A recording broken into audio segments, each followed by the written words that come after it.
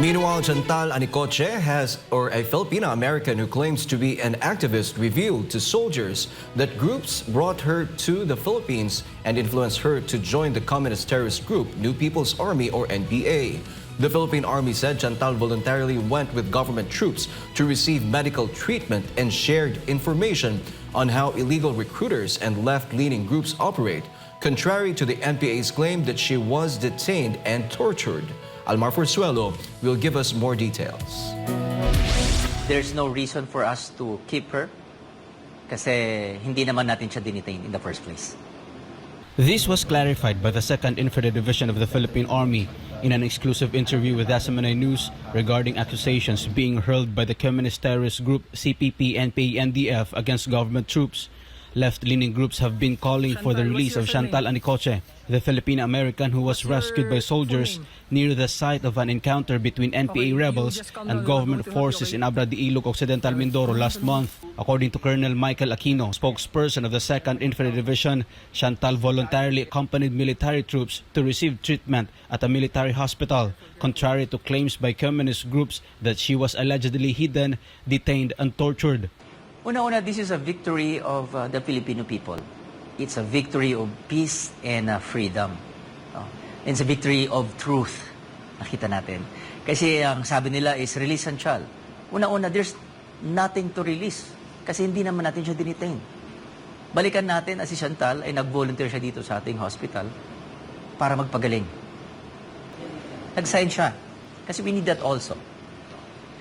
Ng isang manifest of undertaking, signifying her intention na gusto kong magpagamot dito sa hospital. So, nabigyan siya ng gamot, proper care. Even the psychosocial processing na kailangang ibigay sa kanya, binigay din natin. Colonel Aquino emphasized the goodwill shown to an individual critical of the Philippine government due to the misguided ideology was not propaganda. In fact, Chantal also showed good behavior toward the soldiers. Her parents were reportedly grateful for the care and attention given to their daughter. Maganda ang pinakita niya dito sa atin and we commend that. Even the family. In fact, nagbigyan nga ng letter yung nanay na pinablish natin. Nag-request tayo ng permission. Sabi nila propaganda. Hindi siya propaganda. It's the truth. Na kailangang sabihin. Para walang masabi itong kabilang grupo na patuloy na nanggagamit, na dinadala yung ating mga anak sa karahasan. Sa ilang araw na pamamalagi ni Chantal Anicoche dito sa loob ng kampo ng 2nd ID, ibinahagi nito sa mga sundalo ang ilang mga impormasyon na nagkokonekta sa mga illegal recruiter at kung papaano nga ba gumagana ang operasyon ng mga makakaliwang grupo. Mga impormasyon na nagpapatunay sa mga maling gawain ng CPP, NPA, NDF.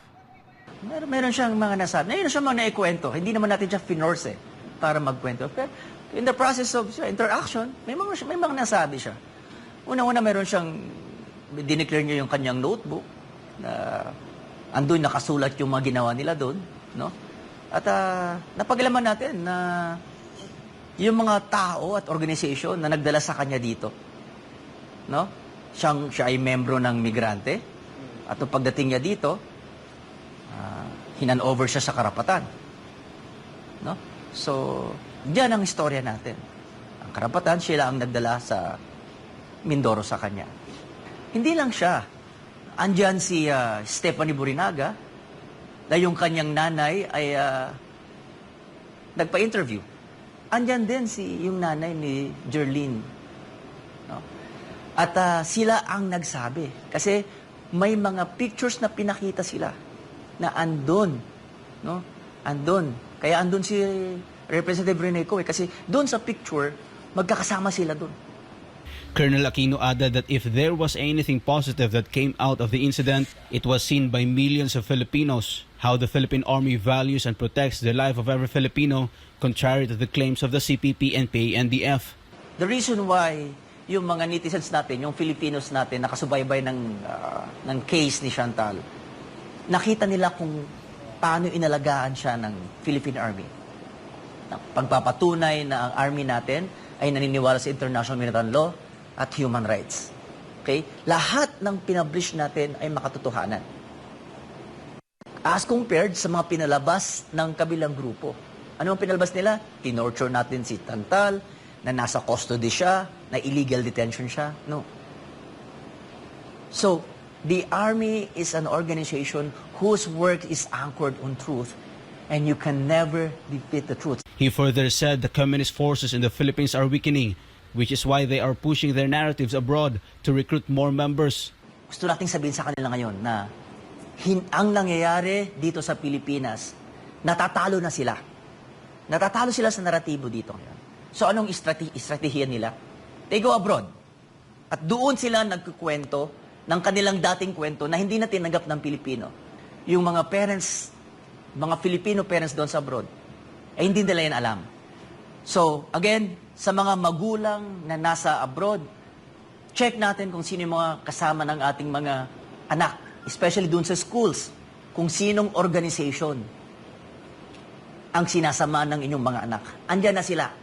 Kung sino yung mga naingay na organization, sila na yun. Sino ba yung mga organization na maingay? Si Bayan USA, si Migrante International, si Karapatan. For God and my beloved Philippines, Almar Forsualo, SMNI News.